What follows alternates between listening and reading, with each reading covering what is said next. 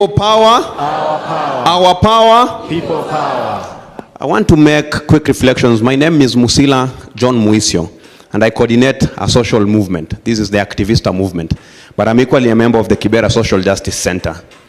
And there is a panel that came just before your panel, and these guys were speaking there, Billy, Nadia, and the other. And all they did before was to be on social media. They just used to tweet on things that pleases them. And for the first time, being on social media attracted problems to them, that they were abducted and all that. And I wanted to ask them a question, and I think I still need to ask a question to the room. Would they have seen themselves in a state that they've seen themselves, found themselves now? And the obvious answer could have been no. If it were me or Apiolal and a few others being arrested today, will not be a scare to us because we've been on the streets a number of times. Some of us have been arrested and all that. What has really happened with this movement, it has redefined what human rights defense is. This is not a career. Human rights defense is everyone's call to be an active citizen and demand service, demand accountability from its government. And so when I see young people today, every day spending every second on social media to just speak on issues of accountability from their government, I am so elated because it is no longer about a few who held the title human rights defense. But before I sit down, I want to make another just quick reflection. We've seen just the other day that the opposition joined the president to try and protect their interest. In 1975, before J.M. Kariuki was killed, he made a very simple statement that Kenya had become a country of 10 millionaires and 10 million beggars. Now today, the beggars have united against the millionaires of this country. And all they are saying, enough of you taking advantage of us. And it started very simply by rejecting the finance bill. So my last statement, smart as I sit down.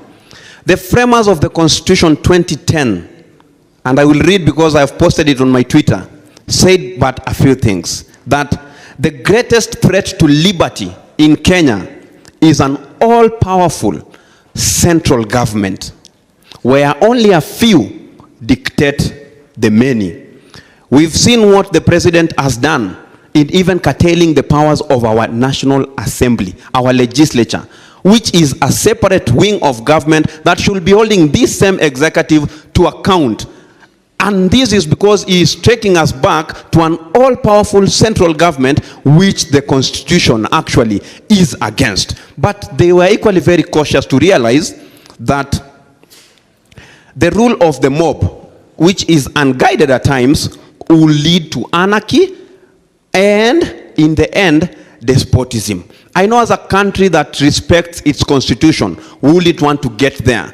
So as we've been pushing, we are equally very cautious not to allow anyone an excuse to say, I turned this country into a military state because the mob did not want to be guided. I turned this country into a dictatorship because the mob insisted into it. So we are pushing, demanding for good governance, demanding for accountability. We are not relenting because, as always, people power is greater than the people in power.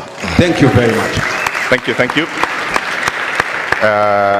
Just give the microphone to the gentleman in a suit at the back.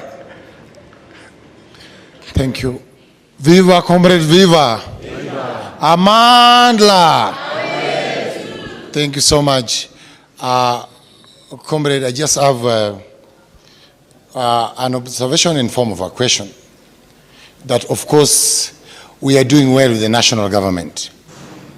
But there's a group of people who are really devolved and in touch with our people, or the proletariats in the villages back in the counties. I was saying that, comrades, let's not forget the counties.